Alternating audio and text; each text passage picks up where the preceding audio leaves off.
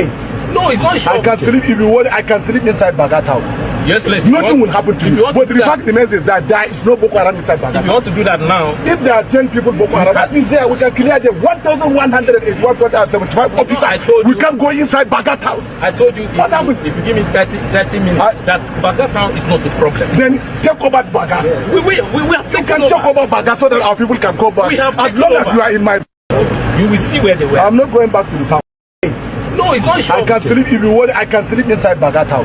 Yes, let's. Nothing will happen to you. But the fact remains is that there is no Boko Haram inside Baga. If you want to do that now, if there are 10 people Boko Haram, that is there. We can clear them. 1,175 officers. I told you. We can go inside Baga town. I told you. What happened? If you give me 30 minutes, that Baga town is not a problem. Then take over Baga. We have You can take over Baga so that our people can come back. We have as long as you are in my. You will see where they were. I'm not going back to the town.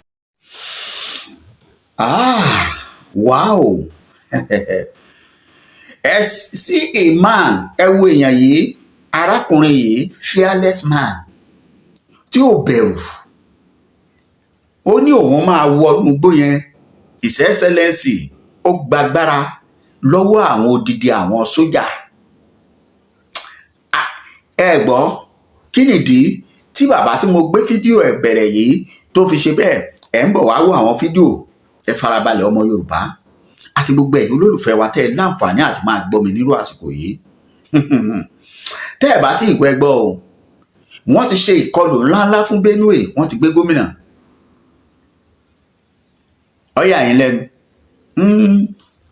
Pẹ̀lú security vote tán ti gbàgbàgbà àti gbogbo ẹ̀ṣọ́ aláàbò tán kó tira.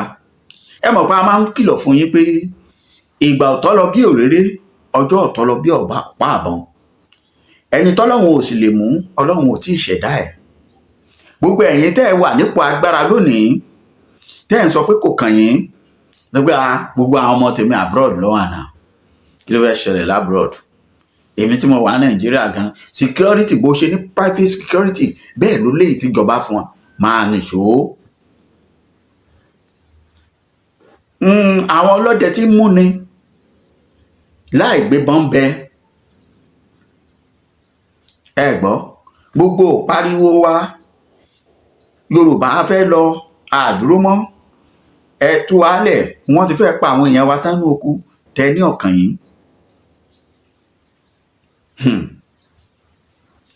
Àṣé lóòótọ́ lọ̀rọ̀ Yorùbá, wọ́n ní bó tutù bá ń ṣèwọ̀fà, wọn á ló gbéṣe ẹ̀dẹ́. Bọ́ bá jẹ́ tọmọ olówó, wọn á ní ọrọ̀ ojú kó fata ẹnu. Tí kì í bá ṣe jàǹbá eléyìí, ṣé gómìnà lẹ́nu yìí, ṣé yóò yarí fún àwọn sójà pé irọ́ o? Ó ní òun máa wọnú igbó tẹ̀lé wọn. Òun sì lè súnbẹ̀ tí nǹkan kan tí mìmì kan ò sì ní mi òun láì kólógun lọ́wọ́. Ọmọ àní ohun tó jẹ tẹ́lẹ̀ ẹ̀kùn tó sọ pé òun yóò. Ẹ dákun, pẹ̀lú pariwo olóyè Sunday Adéyẹmọ Ìgbòho Òòṣà, pẹ̀lú pariwo bàbá wa Bánjí Akíntóyè, gbogbo àwọn màmá, gbogbo àwọn bàbá tí wọ́n láti àwọn tó wà lókè òkun tí wọ́n ń fowó wọn ránṣẹ́, tí wọ́n ń sọ oríṣiríṣi nǹkan ránṣẹ́, àwọn tó wà nílẹ̀ yìí táwọn náà ń dìde ní kálukú ń sọ tí ń ṣe tiẹ̀. Bẹ́ẹ̀ làwọn kan sọ pé ọ̀kan wọn. Pàápàá ẹ̀yin tẹ́ wà nípò agbára, ẹ̀yin ọlọ́balọ́ba, ẹ̀yin gómìnà, sórílẹ̀-èdè tẹ́ ní àdúró dè ní tí gbogbo yín sáré kìtàkìtà 2027 ọmọ wa ta ní ọmọ ṣèdí bẹ̀bẹ̀rẹ̀ káfílẹ̀kẹ̀ sí di ọmọ ẹlòmíì táfílẹ̀kẹ̀ sí díẹ̀ ni wọ́n ti fẹ́ bọ́lẹ̀kẹ̀ díẹ̀ yìí. A sì ń bá bàbá náà sọ pé tó bàbá bá a ṣe yọ sọ sí kọ́ yìí, òrìṣà bó lè gbè mí, ṣe mí bó ṣe bá mi. Àjọsọ wa kọ́ yìí, àjọsọ bó ṣe sọ yìí fún òmìnira Yorùbá. Ẹ̀yin lọ́balọ́ba náà ọ̀pọ̀lọpọ̀ níbẹ̀ bá sì débẹ̀ ẹ̀ ní àlàáfíà Yorùbá lẹ̀ ń bá dé wá, ẹ̀ lómìnira Yorùbá lẹ̀ ń lépa. Fọ́dún mélòó? Ọwọ́ ti tẹ gómìnà, wọ́n ṣèkọlù ńlá tó lágbára. Ẹ káàbọ̀ yan ọmọ Yorùbá bẹ́ẹ̀ ṣe bá mi pín ètò yẹn. Ẹ ṣe ẹ máa bá mi tẹ̀, ẹ tẹ̀ ẹjọ́ dójú ẹjọ́ dé ọ̀dọ̀ àwọn gómìnà. Èyí wà ń bàdàn kó jókòó ságodi, kó ní wọn ò lè dọ́dọ̀ òun kò sí wàhálà. Ẹni ó wà lábẹ́òkúta kó wọn wà lókè mọ́sàn kó ní wọn ò lè dọ́dọ̀ òun torí ọ̀pọ̀lọpọ̀ security. Èyí tó wà ní Èkìtì kó wà nílé ìjọba Èkìtì, èyí ó wà lóńdó ó wà ń bẹ̀, ti Kwara ó wà ń bẹ̀, ti Ọ̀ṣun kò ń wà ń bẹ̀. Bí ó bá kàn yín lónìí tó bá kàn yín lọ́la ńkọ́? Gómìnà yóò mọ̀ pé yóò ṣerú eléyìí fún un. Gbogbo wọn lọ jayé bí ìgbà tí kò sẹ́lẹ́gbẹ́ wọn mọ́. Ẹ jẹ́ ń gbé yín débẹ̀ kẹ́ ẹ lè mọ̀ ọmọ Yorùbá, ẹ jẹ́ ń gbé yín débẹ̀. Ada launch attack on former Benue governor Samuel Ortom. Òun rèé bí ìwé ìròyìn ṣe gbé. Òun là ń gbọ́ yìí. Kí n bá ti kà á ìwà ṣẹ̀ṣẹ̀ gbé yín lọ bí fídíò gómìnà yìí ìdí tó fi yarí mú àwọn security lọ́wọ́ wípé òun máa wọnú igbó. Ẹ wàá rí kẹ́ ẹ lè bá jẹ́ kó jẹ́ àpẹẹrẹ. À ń ṣe rálì lọ́wọ́lọ́wọ́ báyìí káwọn èèyàn máa jáde síwájú ìta wọn, àwọn kan sì fẹ́ máa lọ threatening wọn nítorí ambition òṣèlú. Nílùú tí wọ́n ń pa èèyàn bí ìgbà tí wọ́n ń pẹran iléyá tí wọ́n ń pariwo Allahu Akbar. Nílùú tí wọ́n mú èèyàn bí wọ́n mú gbogbo odidi ẹbí kan tí wọ́n gbà wọ́n sínú ilé tí wọ́n ṣáná sí wọn. Nítorí ló kọ pé tó wọ́n pa màálùú wa. Nílùú tí ilé ìgbìmọ̀ aṣòfin sọ pé màálùú ó ṣe iyebíye ju ẹ̀mí ìyẹn lọ. Ẹ̀dẹ̀ nílùú ọ̀hún sì wà. Ẹ ló sì ń jẹ́lùú tí wọn mọ ẹnìkan láì gbé. Wọ́n bá tọwọ́ wọn bá ti tẹ ọwọ́ ti tẹ̀ náà nìyẹn. Tí wọn ò ní bọ̀wọ̀ fún ẹnì kankan. Wọ́n kó àwọn sójà bí ìgbà tó ń mú chicken ẹ̀dẹ̀ tí èèyàn ń sìn dì wọ́n sórí ọ̀kadà. Wọ́n lọ tẹ́ wọn lẹ̀, wọ́n fìyà jẹ wọ́n dáadáa, wọ́n sì pa wọ́n. Láì jẹ́ pé àní jagunjagun lẹ̀ yìí, ta ló wà ń di ọ̀rọ̀ wa gan? Gbogbo ohun tó bá máa gbà ni ẹ jẹ́ kí orílẹ̀-èdè Yorùbá ó fún òun. Àjagun. Ṣùgbọ́n àwọn àgbààgbà bọ̀ wọ́n ní ohun tí ọmọdé fi ń jẹ ẹ̀kọ́, àgbààgbà fi ń jẹ̀kọ́ àbí ewé ní fi sí o. Ẹ̀yin àgbààgbà wọ̀nyí ẹ ṣe tọ̀ àwọn tó kùn lọ, ẹ̀yin ọmọdé náà ẹ ṣe tọ̀ wọ́n lọ. Kí ló kùn tá a fi gbára wa o? Torí ibi tí ń kiri lọ yìí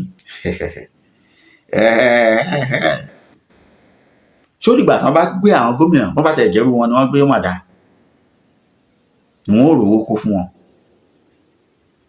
Bọ̀tí wọ́n bá gbẹ́ni tí ò lówó, ẹbí ẹ̀ a máa sáré káàkiri. Ẹgbọ́n bó ṣe ṣẹlẹ̀. Two farmers, Nasha Ador and Kafor Gbege, have sustained a serious injury following attack by suspected armed Fulani men in Ador settlement in the Local Council Ward, Guma local government area of Benue State, where the former governor was staying.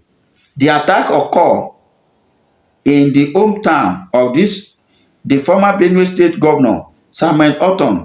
According to the local source, the incident happened when the victim attempted to stop the others from following their cattle to graze on and destroy their farmland.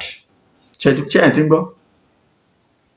Níbi tí oko gómìnà wà, ẹni tá a fi ṣọ́bẹ̀ pé tó ọ̀yá ẹ má jẹ́ kí màálùú wọ oko ẹ̀dá màálùú ti yín báyìí. Tó bá sọ pé èṣù dé àwọn ará bíi ni. The other reportedly armed with a machete launched a violent assault, leaving both men with deep cuts. Medical personnel at the General Hospital in Gadamba said the victims are critically conditioned. Daily Post record that another farmer in the area was abducted 3 days ago by suspected armed herders and remain in their captivities. As of the time of this report, no contact of ransom demand has been made. Ọmọ Yorùbá, ẹ má wulẹ̀ já tanra wa. Àfi tá a bá máa tanra wa lókun. Kò sí ohun tá à ń dúró mú nílẹ̀ yìí. Kò sí mọ́. Àbí kí ni ìwọ rò? Odidi ìlú gómìnà rèé. Former governor ó dé ẹ̀kejì àbẹ́ ẹ̀kẹta tí wọ́n lọ bẹ̀. Gómìnà tó sọ̀rọ̀ níbẹ̀rẹ̀ pẹ̀pẹ̀ yìí kí ló fà á? Gómìnà yìí náà ń pè ní gómìnà Baba Gana Umar Suru. Ẹ máa wo fídíò ẹ̀ bá sáré gbé fún yín sìn kẹ́ ẹ tún wò.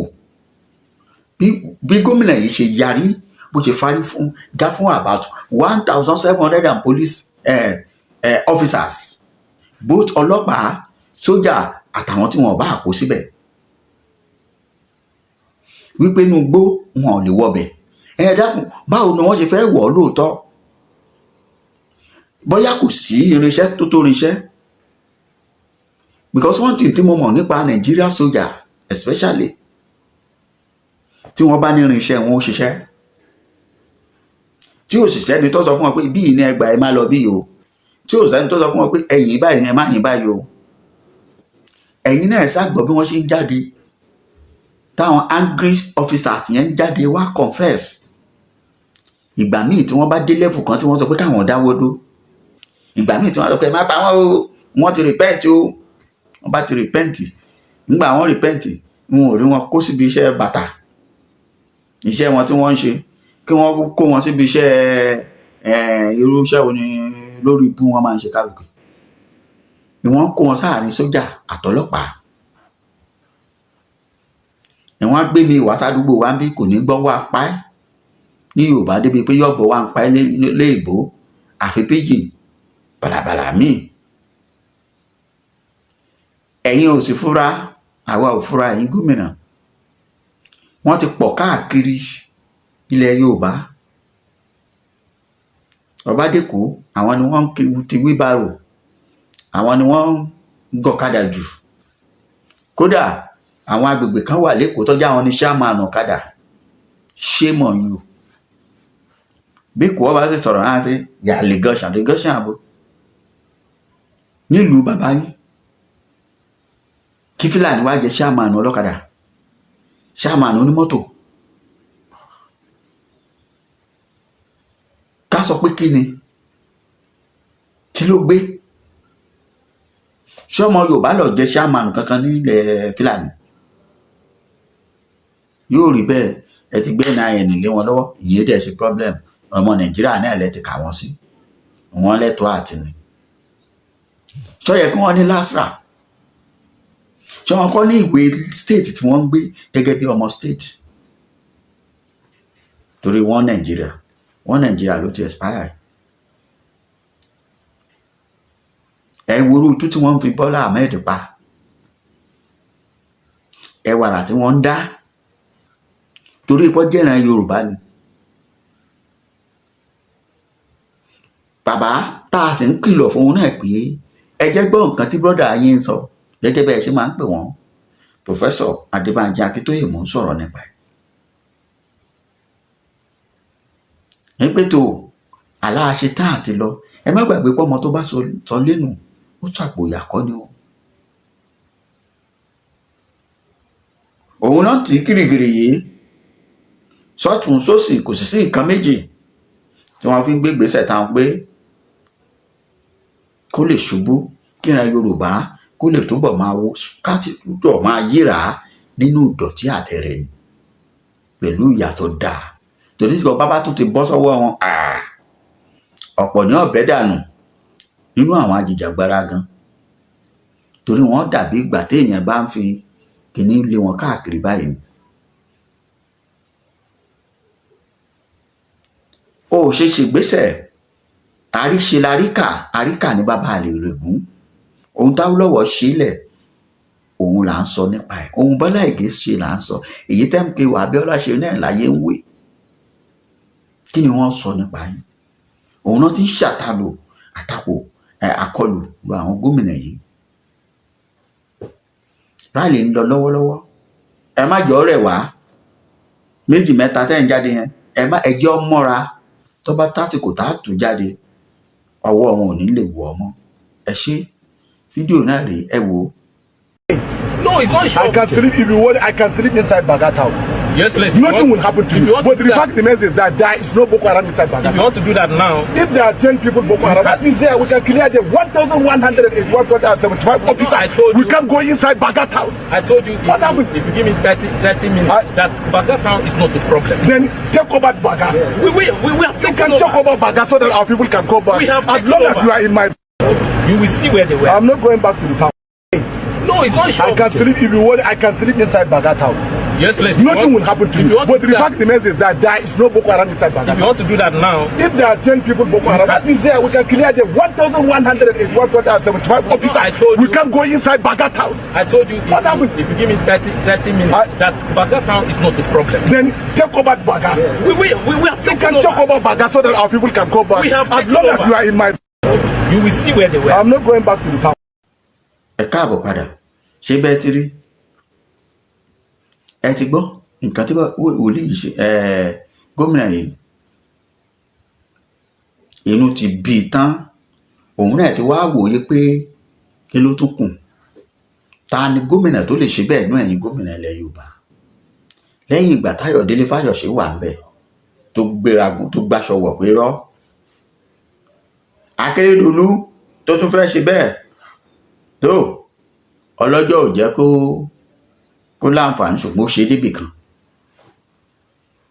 Ẹ̀yin tẹ́ ẹ wọ bàtà Akérédolú ń bolẹ́ bá dé ṣe bóun là ń rí tẹ́ ń gbádélé wọn lórí kò sí wàhálà, ohun téèyàn bá ṣe lónìí yóò jíyàn ṣá o. Ó ṣe jẹ́ nìyẹn títí ìgbà míì tá a tún pàdé, ó dàbọ̀.